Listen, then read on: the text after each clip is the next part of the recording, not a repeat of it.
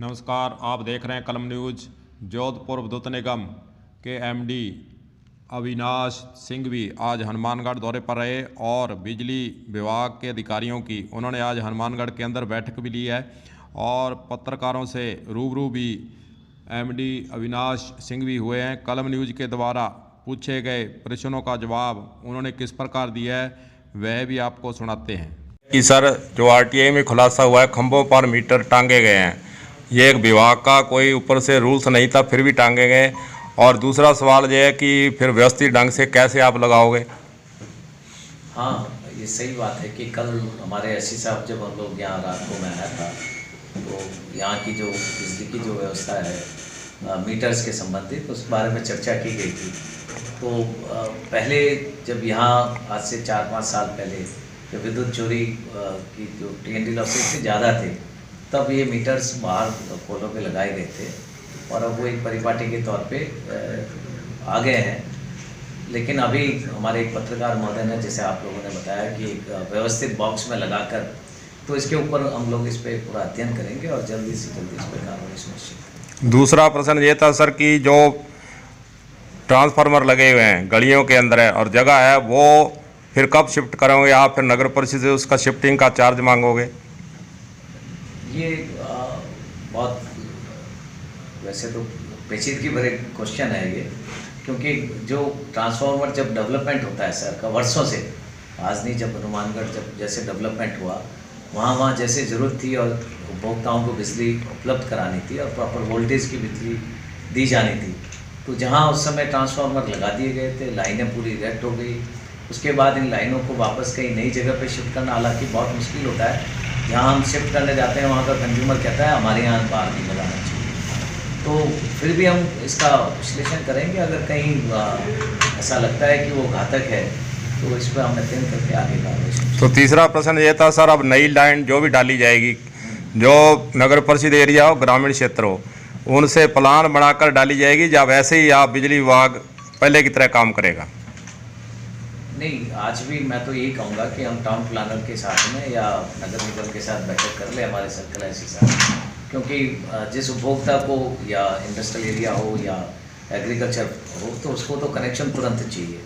तो हम ऐसा नहीं कर सकते कि कनेक्शन डिले करें और हमें इसका जो भविष्य है वो एकदम तो मालूम नहीं होता है, लेकिन फिर भी हमारा पूरा प्रयास रहेगा कि इस तरह से लगाएं कि उसको वापस शिफ्ट करने की नौबत ना आए या रोड कटिंग की जैसी आवश्यकता ना आए। सर, एक FRT की हालांकि बिजली विभाग से संबंधी उपभोक्ताओं की कई शिकायतें भी आती हैं। ट्रांसफार्मर की समस्या हो, चाहे खंभे की समस्या हो, जहाँ मीटर जलने की समस्या हो, जहाँ बिल के अंदर ज़्यादा रीडिंग आने की समस्या हो, इस प्रकार की समस्याएं आमतौर पर देखी जाती हैं और एमडी के द्वारा आज अधिकारियों की बैठक भी ली गई है और बैठक के अंदर उन्होंने क्या निर्देश दिए हैं वह भी आप सुनिए कि क्या क्या निर्देश उन्होंने बैठक के अंदर अभियंताओं को, अधिकारियों को आज दिए हैं।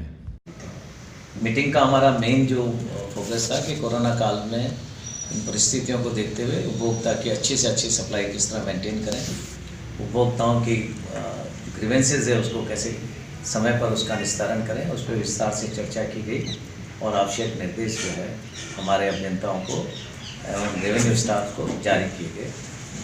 ये भी ध्यान रहे कि बिलों में त्रुटि कम से कम आए और उपभोक्ता अगर कार्यालय में आता है तो उसका समय से समाधान समस्याओं का पूरा कर दिया जाए। उसके अलावा इस बात का हमारा डिस्कॉम का व्यू बहुत क्लियर है कि विद्युत चोरी जो है वो उस पर नहीं होनी चाहिए, अगर ऐसा है तो उस पर सख्ती से कार्रवाई की। तो ये सारे इश्यूज़ थे।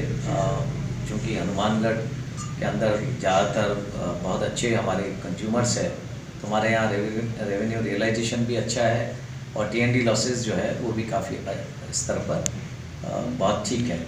1-2 सब डिवीज़न है जहाँ पर इश्यूज़ है, तो वहाँ पर हमने चर्चा की गई कि इस पर कैसे काम किया जाए। तो ये मोटे मोटे तौर पे जो हमारे आज की मीटिंग का व्यूज़ था वो उस पर केंद्रित था और हमें जानकर बड़ा अच्छा लगा कि हमारे यहाँ के अभियंता लोग जो है वो अच्छे से काम कर रहे हैं और कंज्यूमर की ग्रीवेंसेस भी बहुत कम हमारे CCC पे दर्ज होती है।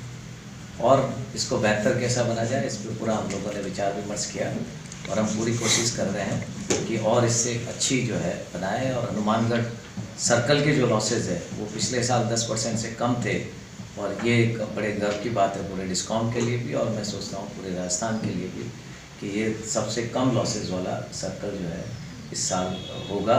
और उसके लिए हमारे उपभोक्ताओं को भी बहुत बहुत साधुवाद भी, और उनका भी बहुत बहुत आभार।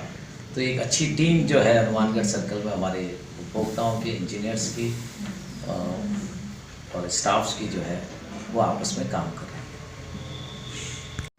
हनुमानगढ़ जिले के अंदर बिना कोई कानून, बिना कोई आदेश के खंभों पर मीटर टांगे गए हैं। ये जो तस्वीर वीडियो के अंदर आपको दिखा रहे हैं, ये पंजाब राज्य की है। वहाँ पर खंभों पर मीटर नहीं टांगे गए हैं और कई मीटरों का एक जंक्शन बॉक्स बनाकर व्यवस्थित ढंग से पंजाब के अंदर मीटर को लगाया गया है। यहाँ पर सुरक्षा के हिसाब से इनको यहाँ व्यवस्थित किया हुआ है, परंतु हमारे हनुमानगढ़ जिले के अंदर मीटरों को खंभों पर टांगा गया है। इसके संबंध में जब एमडी से सवाल पूछा गया तो उन्होंने यही कहा था कि आने वाले समय में हम पंजाब पैटर्न पर योजना बना रहे हैं और खंभों पर जो मीटर टांगे गए हैं बिना नियम के, बिना किसी कानून कायदे के, उनको हटाकर इस प्रकार व्यवस्थित ढंग से लगाने का हमारा प्रयास भविष्य में रहेगा। कलम न्यूज़ के लिए गुरदेव सिंह सैनी की रिपोर्ट।